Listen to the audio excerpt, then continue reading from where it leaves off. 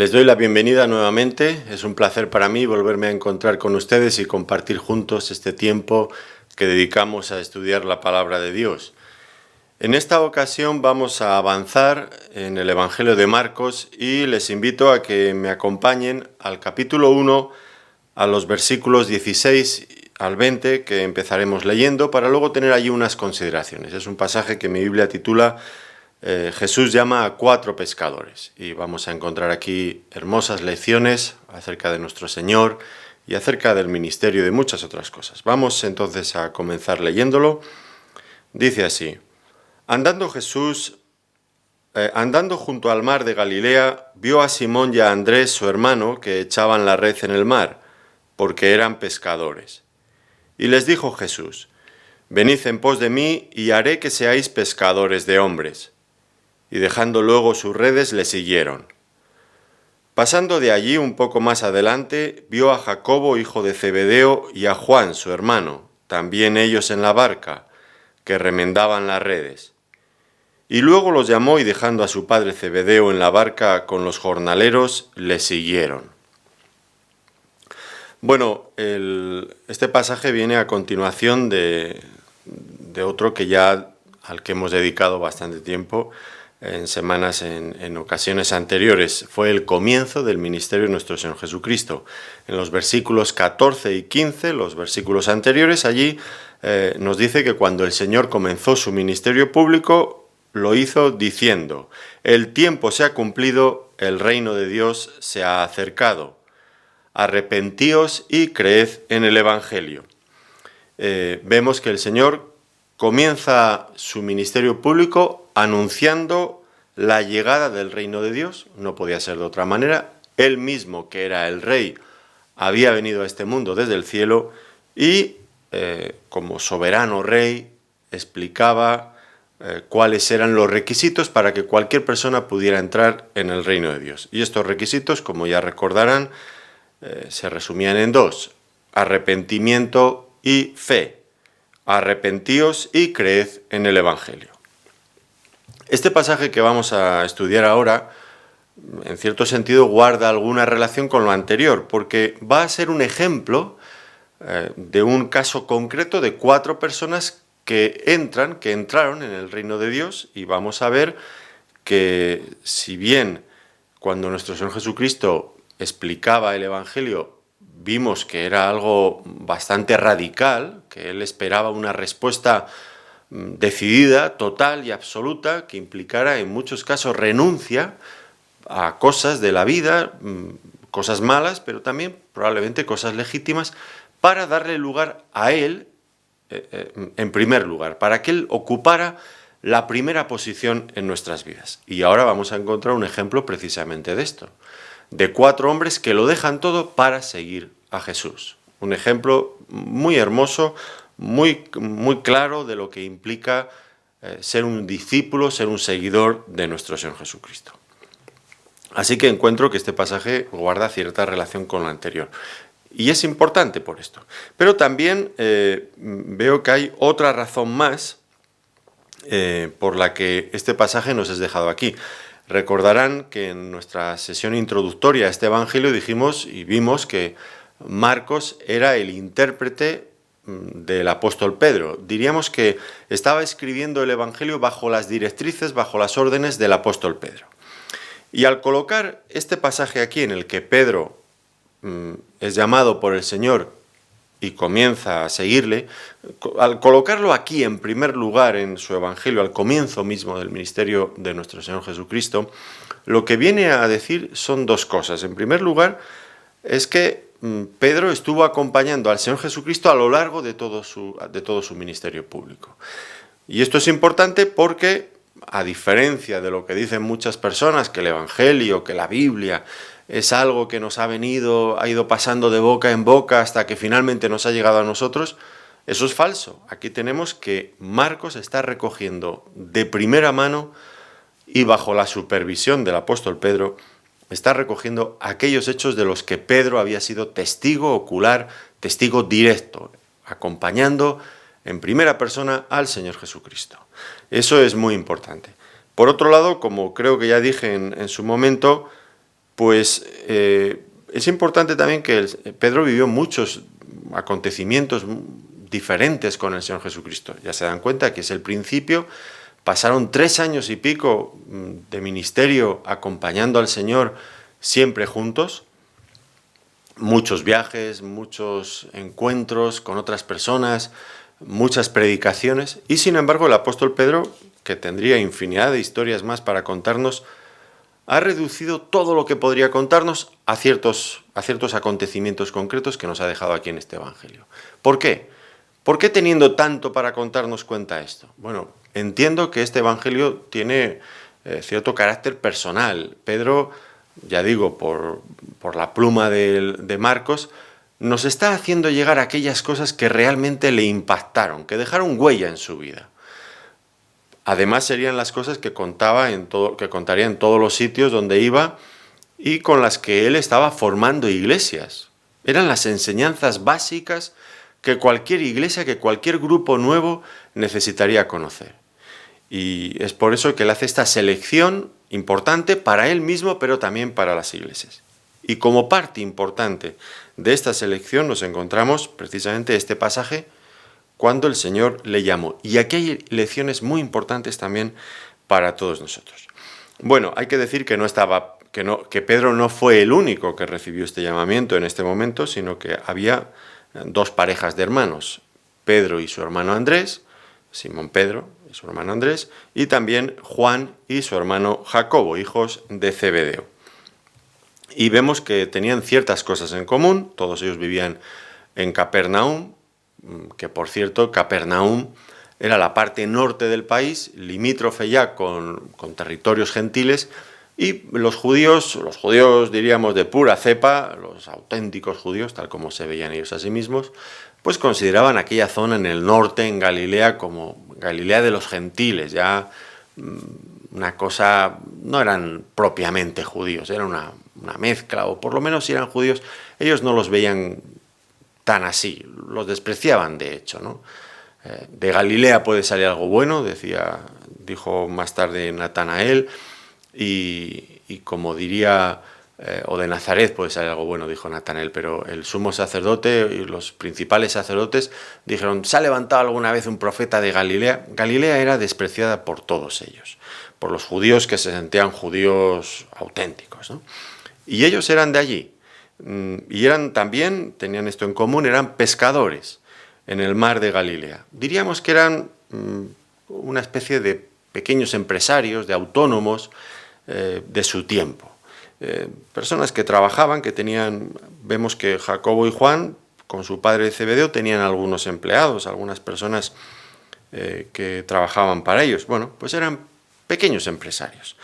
Y vemos además, si lo comparáramos con el Evangelio de Juan al comienzo, veríamos que varios de ellos muy probablemente, bueno, algunos seguro, pero seguramente todos, habían sido discípulos de Juan el Bautista y conocían a Jesús. Esto era lo que tendrían en común. Pero aparte del lugar de trabajo, del oficio que tenían, había grandes diferencias entre ellos. Diferencias importantes de carácter. Por ejemplo, Pedro, el apóstol Pedro, es conocido en todos los evangelios como alguien impetuoso, alguien que primero actúa y luego piensa, y a veces le toca pedir perdón y arrepentirse de lo que ha dicho, o se lleva buenas reprimendas de parte del Señor. Un hombre impulsivo, con mucho corazón, sin lugar a dudas, pero impulsivo. Luego vemos que a lo largo de todo el Evangelio pues tiene carácter de líder, tiene madera de líder. Todas las listas de los apóstoles, él aparece siempre en primer lugar. Además, vemos que era hermano de Andrés, que eran de Bethsaida, aunque luego en este momento estaban viviendo en Capernaum, que allí es donde coincidieron con el Señor. Y bueno, pues era un hombre rudo, un hombre pescador, que había pasado muchas noches en el mar de Galilea, en fin, con un clima adverso, trabajando duramente para pescar, en fin, un hombre duro. Su hermano Andrés, en cambio, bueno, pues tenía otro carácter. Siempre, bueno, para empezar, el nombre era un nombre propiamente griego, Andrés, que significa varón, que significa hombre. Es esto que les decía, ¿no? Que Galilea estaba muy al norte, ya rozando con tierras gentiles, y sus padres pues le pusieron directamente un nombre griego, lo que da a entender que tenían cierta influencia de esto, ¿no? Andrés fue el primero en conocer al Señor, esto lo veríamos en Juan, en el capítulo 1 y el versículo 40, y él fue el que llevó a su hermano. De hecho, Andrés siempre se caracteriza en la Biblia por ser un hombre que está llevando a otros al Señor. Recuerdan también la historia de aquellos griegos que buscaban a Jesús en el capítulo 12 de Juan, o llevando a su hermano, en fin. Es frecuente que él esté siempre así. Los otros dos hermanos, Jacobo y Juan, eran conocidos por ser los hijos del trueno. El Señor les puso este nombre. ¿Se acuerdan ustedes el incidente aquel cuando iban de camino hacia Jerusalén, pasando por Samaria, y no les recibieron los samaritanos? Y ellos muy enfadados: Señor, que descienda fuego del cielo, como Elías, que consumió a aquellos 50 y luego otros 50, pues que descienda fuego del cielo y los consuma porque no nos respetan. Bueno, pues el Señor les dijo: no sabéis de qué espíritu sois, el Hijo del Hombre no ha venido para perder las almas, sino para salvarlas, también a estos samaritanos.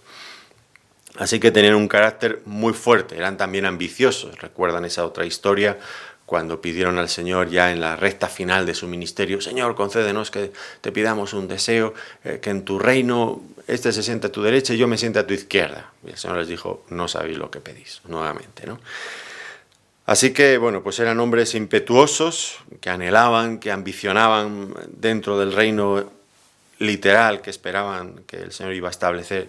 Pues ellos anhelaban puestos de prestigio, de honor. Jacobo fue el primero de los apóstoles en sufrir el martirio a manos de Herodes. Esto lo encontraríamos en Hechos de los Apóstoles en el capítulo 12. Su hermano Juan, en cambio, pues era hermano también de Jacobo, pues es conocido en el Evangelio de Juan sobre todo como el discípulo al que Jesús amaba.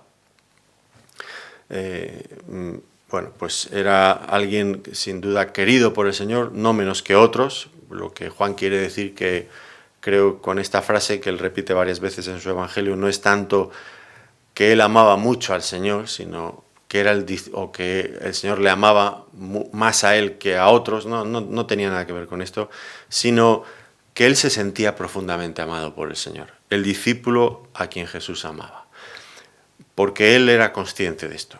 Y hubo un cambio, sin duda, en la vida de Juan, porque de ser eso, como he dicho antes, hijos del trueno, un hombre que ambicionaba posiciones dejando atrás a los otros apóstoles, luego uno lee su Evangelio, lee las epístolas que él escribió, y es el apóstol del amor, que os améis unos a otros, y esto lo repite tantas y tantas veces. Es un hombre que hace un énfasis en esto, cómo le cambió la vida al conocer a Jesús, ¿verdad? Pero de carácter eran de esta manera, ¿no? Eran diferentes todos ellos. Quizás lo que tendríamos que subrayar de estas cuatro personas es que eran personas normales y corrientes. Personas normales y corrientes. Que llegaron a ser discípulos de Jesús, desde luego que sí. Pero eran personas normales, como usted y yo, y como otros muchos creyentes que hay en este mundo, normales y corrientes. Y podríamos decir que, aunque es verdad que luego llegaron a ser apóstoles, podríamos decir que nadie confió tanto en personas normales y corrientes como el mismo Señor Jesucristo. Hasta ese punto de que llegaron a ser apóstoles, los encargados de llevar las buenas noticias del Evangelio y de la resurrección por todo el mundo. Esto es algo que me encanta del Señor Jesucristo. La confianza que siempre puso en personas normales y corrientes. Esto no solamente me gusta, sino que me anima mucho, porque yo desde luego soy una persona muy normal y muy corriente, como ya todos ustedes han visto. Y el Señor me permite estar en su ministerio y otras muchas cosas más. Y estoy convencido de que a usted también. Dios espera cosas de usted y desea utilizarle, porque a Dios le gusta esto, las personas normales y corrientes. El apóstol Pablo, cuando escribía a los Corintios, él les dice allí en el capítulo 1, versículos 26 y 27, dice: pues mirad, hermanos, vuestra vocación, que no sois muchos sabios según la carne, ni muchos poderosos, ni muchos nobles, sino que lo necio del mundo escogió Dios para avergonzar a los sabios, y lo débil del mundo escogió Dios para avergonzar a lo fuerte. personas normales, personas débiles, personas muchas veces con poca cultura, personas que no pertenecen a la corteza alta de la sociedad, que no son nobles. Esas son las personas que Dios escoge para grandes misiones, para cosas importantes. Dios pone su confianza en este tipo de personas. Y esto me alienta, ya les digo. Y creo que a usted también le debe de alentar para tomar ánimo e ir adelante en el camino, en la vida cristiana. Seguramente usted se pondrá a sí mismo más limitaciones que las que Dios le va a poner. Dios desea hacer cosas grandes con usted, sin lugar a dudas. Mire a estos 4, a dónde llegaron, ¿verdad? Bueno, en este estudio he puesto un título a continuación, he titulado Amigos, discípulos y apóstoles, porque hay una progresión en la relación que estas 4 personas tuvieron con el Señor Jesucristo. Y esta relación no se ve muy claramente en este Evangelio, porque ya ven que directamente entra a llamarlos. El Señor pasa un día por allí y les llama: venid en pos de mí, os haré pescadores de hombres. Parece que es la primera vez que tienen una relación entre ellos, que se conocen. Ni siquiera hay un saludo de por medio, directamente. Bueno, no es exactamente así. Marcos, que utiliza, a veces me parece que está mandando telegramas, porque es tan escueto, tan comedido en sus palabras y siempre mostrando un hombre de acción, que de una cosa pasa a la otra rápidamente. No hay mucho preámbulo en nada, pero hay unas vivencias anteriores a este momento. Eso sería muy interesante verlo en el Evangelio de Juan, en los primeros capítulos, y en Lucas también, pero en el Evangelio de Juan vemos que hay una relación previa a esta, y es una relación que yo describiría como de amistad.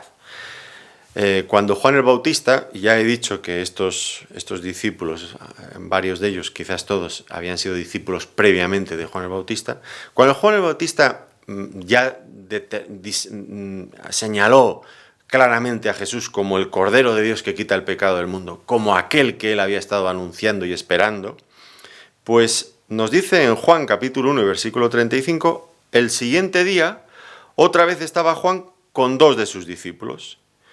Y mirando a Jesús que andaba por allí, dijo: «He aquí el Cordero de Dios». Le oyeron hablar los 2 discípulos y siguieron a Jesús. Y volviéndose Jesús y viendo que le seguían, les dijo: «¿Qué buscáis?». Ellos dijeron: «Rabí», que traducido es maestro, ¿dónde moras? Les dijo: «Venid y ved». Fueron y vieron dónde moraba, y se quedaron con él aquel día porque era como la hora 10.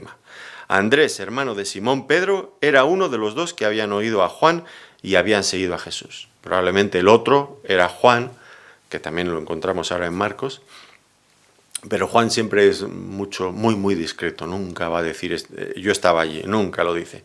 Y si alguna vez se ve forzado, dice el discípulo a quien Jesús amaba, pero nunca dice que es Juan. Bueno, pero esto ya son conjeturas, pero muy probablemente sea así. Bueno, en cualquier caso, aquí tenemos a Andrés, que sí que es uno de los que aparecen aquí en Marcos. Y vemos el primer encuentro que Jesús había tenido con ellos. Y me encanta, porque Juan el Bautista, como buen predicador, quería dirigir la atención de las personas, de aquellos que eran sus discípulos, hacia el Mesías, hacia Jesús.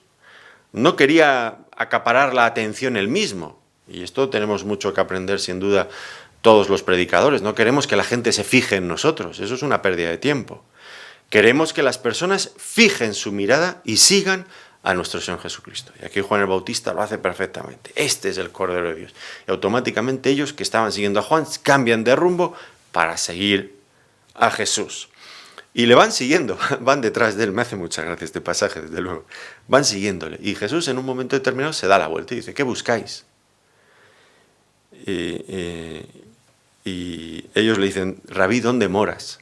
Es algo así como decir: «Nos gustaría estar contigo un rato, conocerte». Y el Señor les invita a su casa, no sabemos cuál era su casa ni dónde estaba. Bueno, les invita a su casa y se quedan ya aquella noche allí con él. Qué emocionante tuvo que ser aquello, ¿verdad? Cuánto me hubiera gustado a mí también estar allí. Tranquilamente, ya no sé si cenaron juntos, si el Señor les preparó algo de cenar, no lo sé. Pero me imagino la conversación, no sé si de sobremesa o sin comida, pero la conversación larga, y se les hizo tarde porque al final dice que se quedaron a dormir, porque se tuvo que hacer bastante tarde. Y empezó una relación de amistad con él. Conocieron a Jesús en su casa.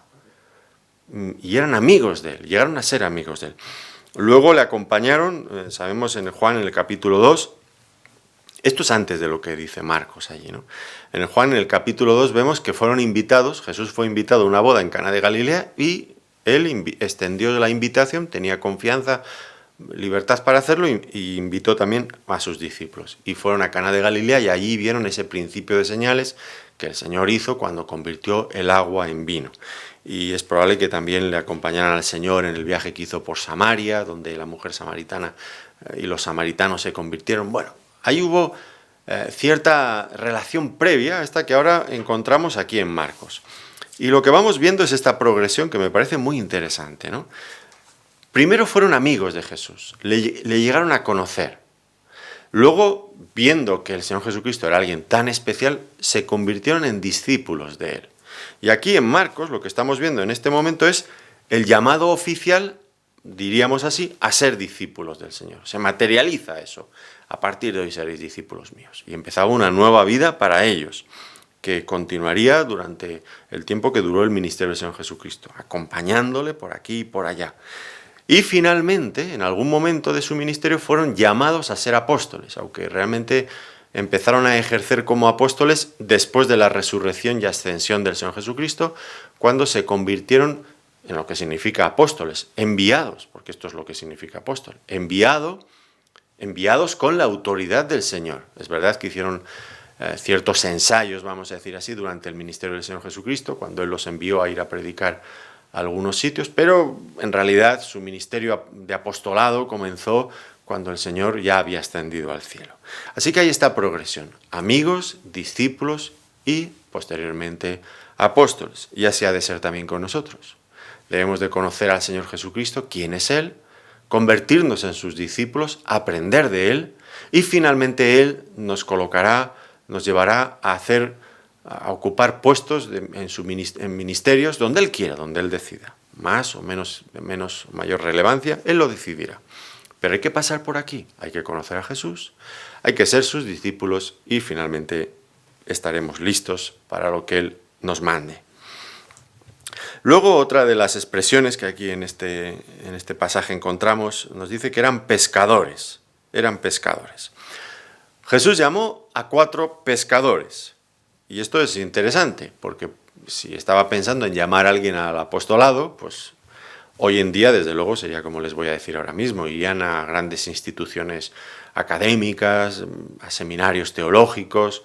En aquel tiempo las había también, estaban las escuelas rabínicas, estaba el templo, lo lógico habría sido ir allí y sacar de esa cantera, buscar personas que cumplían con el perfil para ser apóstoles.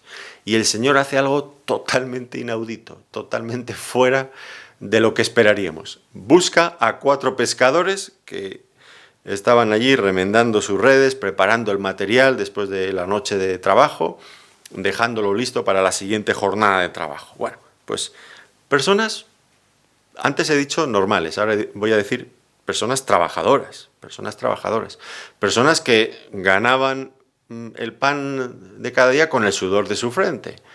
Gente ocupada, porque déjenme que les diga que el Señor nunca llama a ociosos, nunca. Y al Señor le gusta especialmente personas que han demostrado cierta experiencia en su trabajo. Yo creo, no estoy muy de acuerdo o no simpatizo mucho, bueno, quizás estoy exagerando, no simpatizo nada con estas personas que salen del seminario y automáticamente ya son pastores. Pues, bueno, tienen todo el derecho de hacerlo y las iglesias pueden hacerlo si quieren, llamar pastores y profesionalizar el ministerio de este modo, pero tampoco está mal que nos fijemos en el modelo, en el formato que el Señor Jesucristo estaba estableciendo aquí. Personas que han sido llamadas en sus trabajos y no fueron los únicos. Esto es un patrón que se repite una y otra vez en las Escrituras. Ustedes recuerdan el caso de Amós. Amós le dijo a Amasías: no soy profeta ni soy hijo de profeta, sino que soy boyero y recojo higos silvestres. Y Jehová me tomó de detrás del ganado y me dijo: ve y profetiza a mi pueblo Israel. Amós capítulo 7, los versículos 14 y 15. Él dice: yo no soy un profeta profesional. Si yo soy boyero, y recojo higos, es decir, cuidaba a los bueyes y recogía higos. Pues allí es donde Dios le llamó para darle un mensaje que transmitir a una nación, a la nación de Israel, un mensaje importante por otro lado. ¿Qué hacía Moisés cuando Dios le llamó a sacar a Israel de Egipto? Pues estaba cuidando el ganado de su suegro Jetro cuando el Señor se le apareció en aquella zarza ardiente, ¿verdad? Gedeón estaba trillando en unas condiciones que no eran nada lógicas, cuando un ángel le comunicó un mensaje para que él se convirtiera en un juez de Israel. Estaba trillando, estaba trabajando. Esto lo vemos en Jueces capítulo 6, versículos 11 y 12. Cuando Eliseo fue llamado por Elías para que fuera profeta de Dios, estaba arando la tierra con los bueyes, estaba detrás de los bueyes. ¿Y qué diríamos de nuestro Señor Jesucristo? ¿Qué hizo antes de comenzar su ministerio público? Fue conocido como el carpintero de Nazaret, fue un trabajador. Así que creo que es muy importante hacer este énfasis. Ahora se está profesionalizando mucho el ministerio. Hay carreras para ser teólogos, para ser pastores y inmediatamente a la iglesia a trabajar. Y creo que el modelo bíblico es que Dios llama a personas que están trabajando. Y seguramente los mayores predicadores, los mejores predicadores están hechos de laicos, de personas que no vienen de ese mundillo del que estoy diciendo ahora y que han estado dispuestos a dejar sus negocios para servir al Señor, que han estado dispuestos a estudiar la palabra de Dios, a ejercer sus dones en el ámbito de una iglesia local, esforzándose, porque hay que esforzarse. Si uno viene de una jornada laboral, ponerse a leer la Biblia y a estudiarla es un esfuerzo, sí, pero esas personas tienen algo especial y Dios busca ese tipo de personas, sin lugar a dudas. Así que si usted es uno de ellos, pues ánimo, adelante, no se desanime, Dios tiene grandes cosas para usted, sin duda. Y qué mejor preparación puede haber, sin duda, que un trabajo donde nuestro carácter es puesto a prueba. Los que hemos trabajado hemos tenido jefes a veces muy difíciles y compañeros muy difíciles, porque a veces decimos del jefe, pero anda, que los compañeros, ¿cuántas veces te ponen la zancadilla y son los primeros en buscarte los problemas? Y aguantar en ese ambiente de tensión, de esfuerzo, que estás esforzándote en tu trabajo y además tienes encima un jefe o unos compañeros que te están molestando y que te están haciendo todavía más difícil la cuestión. Oiga, pues es una buena preparación para el carácter cristiano y el ser fiel en lo poco. Dios va poniéndolos luego más adelante en otras cosas más grandes. Así que este es el lugar de donde el Señor los sacó. Eran pescadores. Y el Señor les dijo, venid en pos de mí. Y aquí hay algo muy importante también, ¿no? La primera cosa es que Dios es infinitamente misericordioso.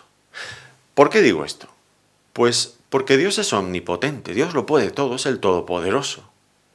¿Nos necesita a usted o a mí para hacer algo en esta vida? Pues no, desde luego que no. Dios lo puede hacer todo. Es más, lo haría mejor si no contara con nosotros, porque Él es perfecto y nosotros somos imperfectos. Yo siempre tengo la misma sensación cuando hago algo para el Señor, ya sea predicar o cualquier otra cosa. Esta sensación de ser alguien inadecuado para algo tan grande, algo tan glorioso. Soy un hombre pecador y me siento inadecuado. Si no fuera por la gracia de Dios, yo no haría nada. Y porque confío en que Dios tiene el poder para dar vida a lo poco que yo pueda hacer.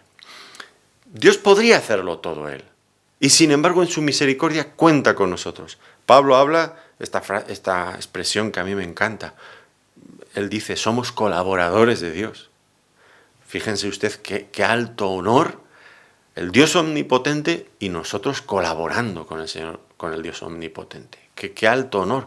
¿Puede haber un honor más alto que este? Que el de servir al Señor, que el ser colaboradores con el Señor. Yo estoy convencido de que no puede haber nada más maravilloso para un hombre mortal y pecador como nosotros. Y Dios en su misericordia cuenta con nosotros, contaba con estas personas tan sencillas. Y cuando vamos estudiando el Evangelio podríamos añadir no solamente sencillas, sino muchas veces tan torpes. Porque anda que no les costaba aprender tantas veces. Pues como usted y a mí. Pero Dios, en su misericordia, nos llama a colaborar con Él, a personas normales, a personas torpes. Esto es lo bonito del ministerio cristiano, que Dios cuenta con personas así. Luego vemos también, cuando Él dice, venid en pos de mí, que el Señor estaba actuando de forma como Dios soberano. Esto era la forma en la que Dios en el Antiguo Testamento llamaba a sus profetas. Venid. Y ellos se ponían en marcha. Dios es soberano. Dios es soberano cuando hace un llamamiento a una persona para un ministerio concreto. Yo puedo decir en mi iglesia, yo quiero ser pastor, pero no lo decido yo, ni lo decide usted, lo decide Dios. Dios es el que llama a la persona a ser pastor, y no solamente le llama, sino que le capacita, le da el don del Espíritu Santo para ser pastor. Nadie puede decir yo lo soy. Aunque haya sido, como decía antes, aunque haya sido formado en una institución académica y tenga el título de teología, no, esto no lo hace pastor. Uno llega a ser pastor porque Dios le llama y le capacita para serlo por medio del don del Espíritu Santo. Y estos dos hechos a veces son obviados, son ignorados.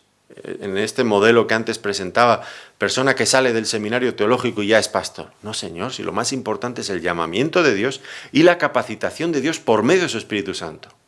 No estoy en contra de la formación en cuanto a las Escrituras, todo lo contrario. Estamos hablando de que llegaron a ser discípulos, quiere decirse que aprendían del Señor. Luego veremos cómo aprendieron, a ver si el modelo de aprendizaje es el mismo, el que usó el Señor, del que usan ahora muchos seminarios, ¿no? Luego hablamos un poco de esto si hay tiempo.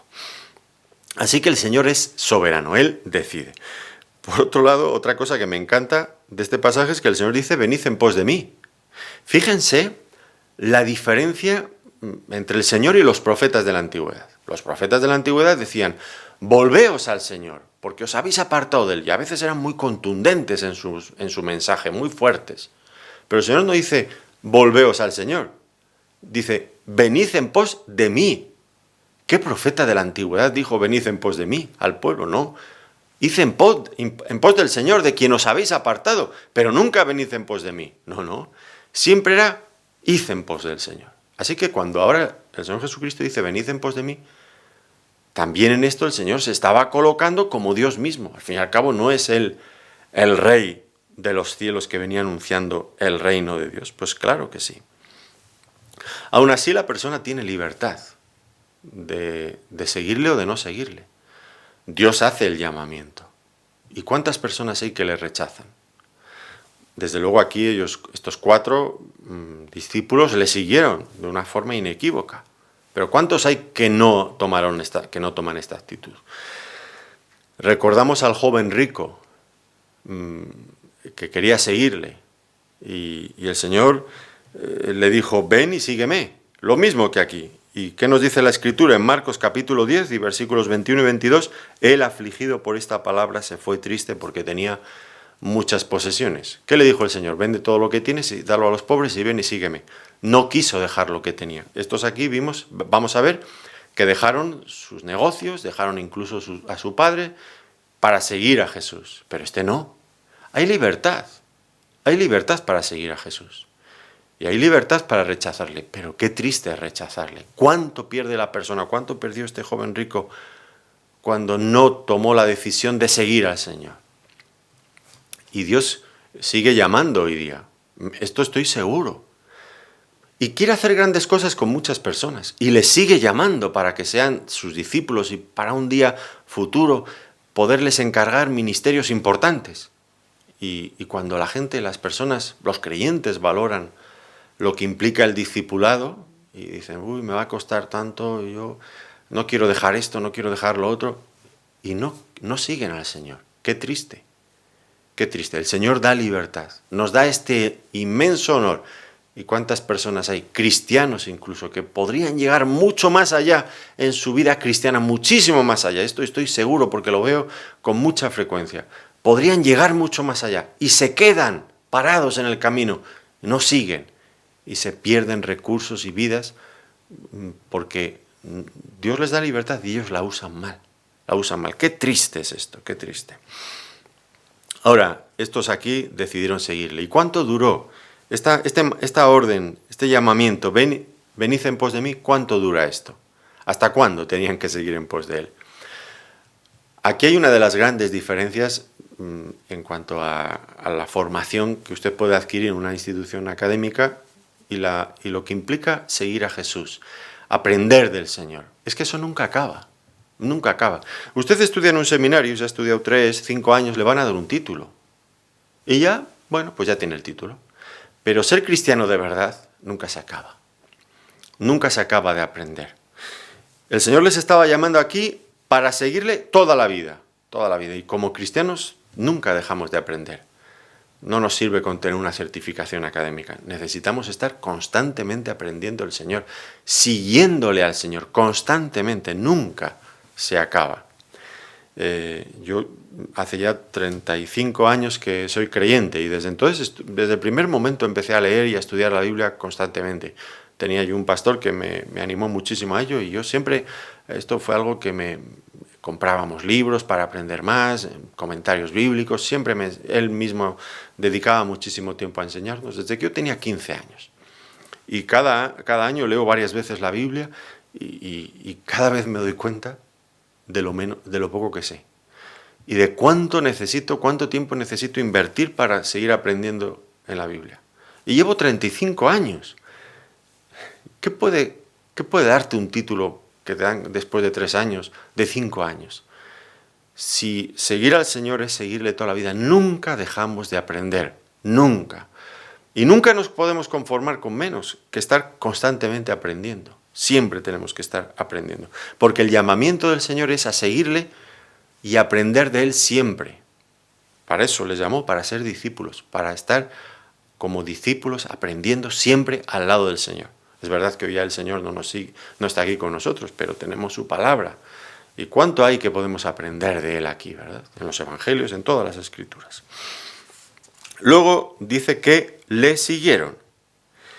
Ellos se podrían haber planteado, bueno, pero no es este el hijo de José, el carpintero de Nazaret. Si este lo conocemos, si cada vez que tenemos un problema con los remos, con la barca, con lo que sea, si vamos a su taller de carpintería, ¿cómo le vamos a seguir? Vamos a dejar nuestros negocios para seguirle a él, para unirnos a él. ¿Qué locura? Bueno, pues no era una locura. Tal vez, si lo vemos tal como nos aparece aquí en este Evangelio, que era el primer encuentro que tenía con ellos y así, a bocajarro, ven y sígueme, pues igual nos parecería una locura. Pero es que ya he dicho, y los Evangelios nos ayudan a entenderlo así, que ya conocían al Señor. Entonces, sabían que había algo especial en Él. Tal vez nosotros pondríamos aquí el énfasis y diríamos, qué bien estos discípulos que le siguieron a Jesús, qué decisión más importante, qué bien lo hicieron, y podríamos elevarlos a los altares ya aquí a los apóstoles. Bueno, es importante, desde luego que no, desde luego que sí, no hay que restarle mérito a lo que hicieron, siguieron a Jesús, desde luego es muy importante. Pero yo pondría el acento no tanto en ellos, en la decisión que ellos tomaron, sino en la grandeza del Señor, en lo que esa decisión que ellos tomaron nos manifiesta, nos demuestra de lo que ellos vieron en el Señor. Porque es verdad, era el carpintero de Nazaret. Aparentemente era una locura seguirle. Si le siguieron es porque vieron en el Señor algo realmente majestuoso, algo grande, algo único. Algo por lo que valía la pena dejar todo lo demás. Había en el Señor un magnetismo, una majestad, una gloria que estos discípulos es que no necesitaron tiempo para pensarlo. Inmediatamente lo dejaron todo y le siguieron. Porque había algo especial en el Señor Jesucristo. Así que su decisión habla bien de ellos mismos, pero habla mejor de nuestro Señor Jesucristo. Y vemos que lo dejaron todo para seguirle. Al instante. Fue una decisión al instante, dejándolo todo, le siguieron. Qué bueno sería que nosotros también obedeciéramos y siguiéramos al Señor cuando Él nos manda algo de la misma manera, con la misma diligencia. Ya, si Él nos ha mandado algo, vamos a dejar las otras cosas. Y a veces demoramos la decisión de hacer lo que el Señor nos ha mandado. Y demoramos y esperamos a no sé qué. Que bueno, en esto sí que son ejemplares, ¿verdad? Estaban deseando entregarle todo lo que ellos eran. Así que nos dice a continuación que dejando sus redes y a su padre le siguieron. Dejando sus redes y a su padre. Y aquí vemos que tomaron una decisión difícil. Establecieron bien sus prioridades, desde luego que sí, pero su decisión era difícil. Por un lado dejaron las redes, que implica su medio de subsistencia, de ganarse la vida, su trabajo. Hemos dicho al principio que eran una clase media, como autónomos, que tenían ciertos recursos, una barca, unas redes, bueno, quizás varias barcas, algunos de ellos. Pues dejar el trabajo es una cosa seria, ¿no? Lo es. Dejaron también, dice que a los jornaleros, tenían cierto estatus social, no solamente es que tenían una barca, al menos varios de ellos, Jacobo y Juan y su padre Zebedeo, tenían jornaleros, tenían gente trabajando a su cargo, cierto estatus social. Y ahora te conviertes en un predicador, en acompañante de un predicador del Evangelio. Eso es, ya lo sabe usted, si usted dejara un buen trabajo para seguir al Señor, probablemente alguno le mirarían, hombre, pobrecillo este también. Pero ¿qué honor puede haber más alto que este? Yo recuerdo que hace unos años, hace 12 años, teníamos varias empresas, mi mujer y yo nos dedicábamos a la informática y lo vendimos todo para seguir al Señor y dedicarnos al trabajo misionero, a la predicación de la palabra, al establecimiento de iglesias. Lo dejamos todo nuestro trabajo. Y cuando les preguntamos, cuando las personas nos preguntan, bueno, ¿y ahora en qué trabajas? Y les explico, ¿y de qué vives? Esto siempre lo preguntan. Vivimos por fe. Uy, qué locura. ¿Y a qué te dedicas a esto, hombre? Con el negocio tan bueno que tú tenías y ahora te dedicas a esto. Y te tratan de loco y piensan que has tomado una mala decisión.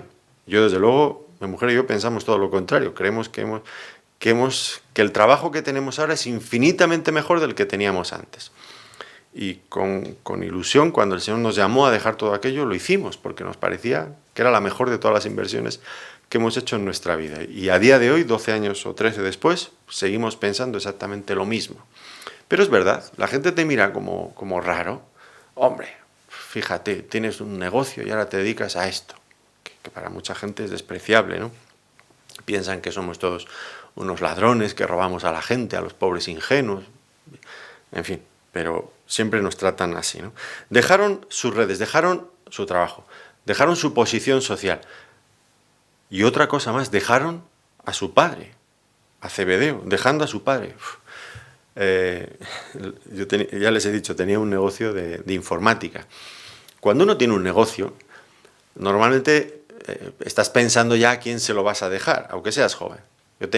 Tengo 5 hijos, pero solamente un hijo varón. No es que las chicas no se puedan dedicar a la informática también, pero yo recuerdo que con mi hijo varón, yo le decía a veces cuando era pequeño, ¿y tú de mayor qué quieres ser? Y si él me decía informático como mi padre, yo me llenaba por dentro. Me salían las alas del pavo real y yo estaba más feliz y más ufano, más contento. Y un día me acuerdo que estábamos en casa, vino el pastor que yo tenía antes y que en fin, al que debo mucho, sin duda, se llamaba Francisco Utrilla. Y este hombre estábamos en casa, lo habíamos invitado a cenar o algo así, y estaba allí mi hijo, y le dije, David, ¿tú de mayor qué quieres ser? Y estaba el pastor delante, y él contestó, pues, como yo más o menos lo había programado. Dice, yo quiero ser informático, como mi padre. Yo qué contento estaba. Y el pastor que tenía mucho carácter, era un hombre muy duro en su forma de expresarse, dijo, pues muy mal, tú lo que tendrías que ser es predicador del Evangelio y misionero y entregarle tu vida al Señor cuando seas mayor, para servirle al Señor y ganar otras almas para el Evangelio. Yo de repente me quedé desinflado, ¿no? Todo mi gozo en un pozo, porque me di cuenta que había algo mucho mejor que ser informático. Yo le estaba enseñando a mi hijo que esa era la meta a la que él tendría que aspirar. Y es verdad, ¿no? Y ahora este Zebedeo, pues era un hombre de negocios, tenía sus jornaleros, y me imagino que este hombre pues había pensado que si ya era mayor, ¿a quién le va a dejar sus negocios mejor que a sus hijos? Y ahora de repente sus hijos se van a seguir a Jesús, el predicador itinerante, que en aquel tiempo pues todavía estaba en los albores de su ministerio y no tenía esas multitudes de seguidores, ¿no? ¿Y qué diría el padre? Que le dejan allí el negocio y ellos se van detrás de un predicador itinerante. que no era conocido todavía en ese momento. Pues era una decisión importante, ¿no?, para ellos. Fíjense cómo, decía antes al principio, que este pasaje un poco ilustra el llamamiento que el Señor hacía cuando predicaba el Evangelio, un llamamiento radical. Aquí nos damos cuenta que el Señor estos discípulos estaban respondiendo y fíjense, tenían que dejar trabajo, estatus, posición social y familia, que son las cosas que nosotros valoramos tanto, ¿verdad? ¿Cuántas personas o usted mismo no está luchando dentro de sí para poner orden en su vida? Porque con frecuencia el trabajo es mucho más importante que el Señor y la familia es mucho más importante que el Señor.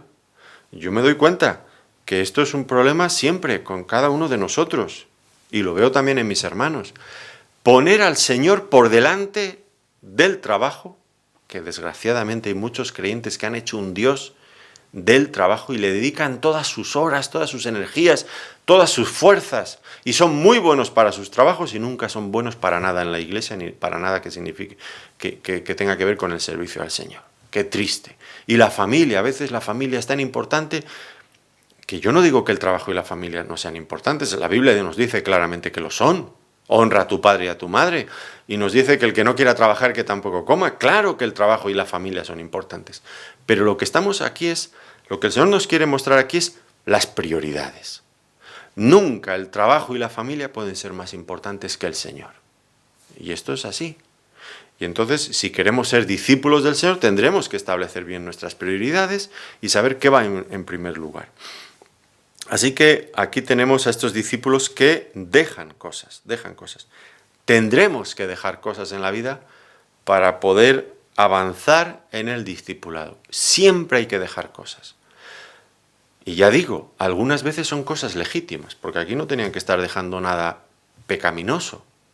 El trabajo no era pecaminoso, la familia no lo era, pero había que dejar cosas. Y por supuesto hay que dejar todo lo que sea pecaminoso para seguir al Señor, pero a veces también tomar decisiones radicales en este sentido que, pues pueden ser en algún sentido, en cierto momento, dolorosas, pero que serán ampliamente compensadas por lo que implica, por lo grande y lo maravilloso que es servir al Señor. Así que para ellos, después de que dejaron todo, comenzó un periodo de formación y entrenamiento. ¿Y en qué consistía esta formación y este entrenamiento? Pues aquí notamos, como decía antes, un cambio radical con el modelo que hay hoy día en tantos lugares, ¿no? Persona que estudia en un seminario y que salía de pastor en una iglesia. No. La cuestión no es que te sientas en una silla, en un aula y estudias un libro que te han dado, un comentario, estudias, en fin, diferentes cosas que algunas veces no entiendo bien cómo pueden ayudar luego en el ministerio, pero bueno, vamos a pensar que sí. No consistía en esto, es un modelo de formación bíblica totalmente distinto y que hemos perdido en gran medida. ¿Por qué? Porque su formación iba a ser llevada a cabo siguiendo a una persona, compartiendo la vida con esa persona, compartiendo su visión de las cosas, de la vida, de cada aspecto con el que se tuvieran que encontrar. Por eso su formación se llevó a cabo en la vida cotidiana, la casa, y veremos montones de acontecimientos, de predicaciones que tienen lugar en la casa, probablemente en la casa de Pedro, en la sinagoga en Capernaum, donde iba Pedro, Andrés, donde iba Juan, Jacobo, donde se reunían la familia, allí iban a la sinagoga y allí el Señor tuvo ocasión de enseñarles. En el trabajo, porque aún los veremos todavía en algún momento con las barcas, junto al mar, tener preparada una barca y le tenían preparada en la propia barca. Bueno, pues vamos a ver que todos los aspectos de la vida cotidiana de estos hombres eran los lugares, en esos contextos, allí era donde el Señor les iba a formar. Es decir, les iba a añadir, diríamos así, a lo que ellos vivían cotidianamente, una nueva visión, unos nuevos valores, pero allí donde ellos estaban, de tal forma que todo lo que ellos aprendieran iba a ser muy, muy práctico, muy útil. No habría nada que desperdiciar en todo esto. Así que su formación pondría el énfasis no en lo académico, sino en inculcarles un estilo de vida allí donde ellos estaban. Y yo creo que este estilo de discipulado se ha perdido, ¿no? Muchas veces es esto que digo, un profesor distante o cercano, pero un profesor que enseña a unos alumnos en el aula, pero que luego nunca llegas a saber dónde vive ese profesor, ese pastor, esa persona, no sabes nada de su familia, no sabes nada de su casa, nunca has estado en su casa es su cuartel general, que allí no entra nadie, nada más que muy poquitas personas muy cercanas. No, señor. La formación bíblica, los que somos pastores, debemos de formar a otros discípulos, estando cerca de ellos, conociéndoles bien, nosotros a ellos y ellos a nosotros, inculcándoles valores cristianos allí donde ellos están, motivándoles y haciéndoles notar que lo que aprendemos en la palabra de Dios es útil para su vida, y que estén con nosotros, que aprendan con nosotros, que vean nuestras vidas y que les podamos inculcar un estilo de vida, unos valores, una visión de la obra de Dios, que compartan con nosotros, llevarles a amar las cosas del Señor porque nos vean a nosotros amarlas. Yo tuve un gran privilegio con este pastor del que antes les hablaba, porque él me inculcó precisamente el amor al Señor de esta forma. Yendo a predicar el Evangelio con él, aprendiendo con él en su casa, él venía a visitarme, a la mía, compartiendo tiempo en familia, con mis hijos, tantas y tantas cosas. Y él, la verdad es que en parte el Señor lo usó. Si yo estoy en la obra del Señor, en gran medida es porque Él me inculcó este amor por el Señor. Me lo metió bien adentro en el cuerpo.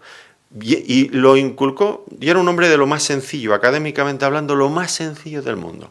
Había sido picapedrero en su juventud, pastor de ovejas literales, y trabajador en una fábrica de coches. Un hombre muy rudo, muy sencillo, pero logró inculcarme el amor por el Señor. Porque me dejó estar con Él, y porque pude estar con Él. Yo creo que esto tendríamos que recuperarlo en gran medida los que somos pastores y queremos formar discípulos. Luego viene su misión, la misión de estos 4. Haré que seáis pescadores de hombres. Se dan cuenta, ¿no? Lo importante que es la relación que hay entre el trabajo y el ministerio. Antes hemos dicho que el Señor buscaba siempre llamar a personas en su trabajo. Moisés, el Señor le llamó cuando apacentaba las ovejas, y al final le dijo: saca a mi pueblo Israel y llévalas a través del desierto. En realidad iba a hacer el mismo trabajo, pero ya no con ovejas literales, sino con personas, a través de los mismos lugares, por el desierto, con personas que no saben solucionar sus propias necesidades y que hay que cuidarlas, que hay que darles de comer. Ese fue el trabajo de Moisés, 40 años en el desierto. ¿Y Dios cómo le preparó? 40 años en el desierto cuidando las ovejas de su suegro. Algunos habrían pensado: no, mucho mejor para una labor de esa envergadura, llevar a un pueblo a través de un desierto 40 años, todos los retos de logística que implicaría todo esto, mejor que se hubiera educado bien en la corte de Faraón, aprendiendo allí en las mejores escuelas de Egipto. Y el Señor dijo: no, has estado 40 años en Egipto, ahora necesitas 40 años, no es que lo dijera, pero a mí me da siempre la impresión que es así, para que te desintoxiques de todo lo que has aprendido ahí, que ahora te voy a enseñar yo de otra manera. Ahora vas a ser pastor de ovejas. Y así le formó. Estos eran pescadores. Seréis pescadores de hombres. Y hay una similitud. El predicador del Evangelio, bueno, pues no quiere decirse que enredamos a la gente con redes. No, pero hay el trabajo es duro también. Las personas no quieren entrar en la red, igual que los peces no quieren entrar en la red, claro que no. Por supuesto, no usamos de engaños, explicamos el Evangelio, invitamos a las personas a entrar, ¿no? Pero en muchos sentidos hay similitudes.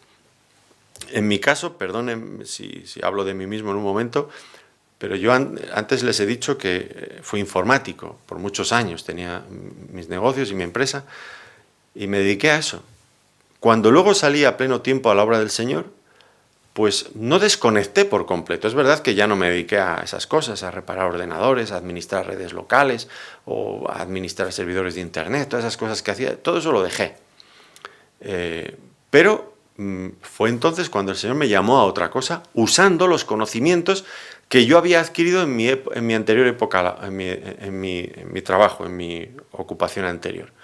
Y fue entonces cuando programamos una escuela bíblica a través de internet, escuelabiblica.com, y eso fue después. Pero el Señor usó lo que yo había aprendido antes en mi trabajo. Por eso yo les digo a los creyentes que es muy importante que se esfuercen en su trabajo. Algunas veces piensan que hay una dicotomía, una separación radical entre mi vida en el trabajo y mi vida en el ministerio para el Señor. Y es lo mismo. El Señor está usando el trabajo como plataforma para llevarnos a otra cosa mucho más grande. Y de hecho, en el trabajo hay infinidad de oportunidades para servir al Señor. Así que estos hombres le siguieron a Jesús y se convirtieron en pescadores de hombres. Es emocionante ver al apóstol Pedro en Hechos de los Apóstoles, en el capítulo 2, cuando predica una multitud inmensa allí se convierte en 3.000 personas. Empieza a dar fruto lo que aquí empezó. Un pescador de hombres. Así que Dios sigue llamando hombres, esta es la verdad. Dios sigue llamando hombres para que seamos pescadores de hombres. Dios sigue llamando hombres para que seamos colaboradores suyos en 1000 áreas diferentes del ministerio cristiano. Dios sigue llamando. Este es el mayor privilegio que el ser humano puede tener. Y yo le animo a que escuche la voz del Señor y que siga al Señor, aunque eso implique renuncia a ciertas cosas legítimas. Al final el Señor, como dijo, le dará 100 casas más, 100 hermanos más, 100 madres más, 100 veces más. Claro que el Señor es generoso y nunca defrauda a nadie. Y en sí mismo, el hecho de servir al Señor es el mayor privilegio, la mejor recompensa que cualquier ser humano pueda tener. Pero implica renuncia a ciertas cosas. Yo le animo a que en su vida no tema seguir al Señor, no dude en tomar la decisión por el Señor en aquello que el Señor le esté llamando, porque probablemente el Señor le está llamando a algo, a hacer algo para Él. Y usted está valorando en cuánto le cuesta. Yo le animo a que siga adelante. No le importe renunciar a cosas. El galardón del Señor es mucho mayor. Lo que implica en sí mismo estar en esa relación directa con el Señor, en su obra, sirviendo al Señor, en cualquier cosa que el Señor nos llame, dentro de nuestra iglesia local. No vea nada como pequeño. Todo hágalo para el Señor y verá qué importante es. Pues yo le animo a que si está perdiendo su vida en otras ocupaciones legítimas, pero perdiéndolas, dejando a un lado, postergando, no dando importancia al servicio al Señor, cambie y busque la forma de servirle con fidelidad, porque eso es lo mejor, lo más grande que un ser humano puede hacer en esta vida. Pues hágalo y verá cómo el Señor le bendice ricamente. Gracias por su atención.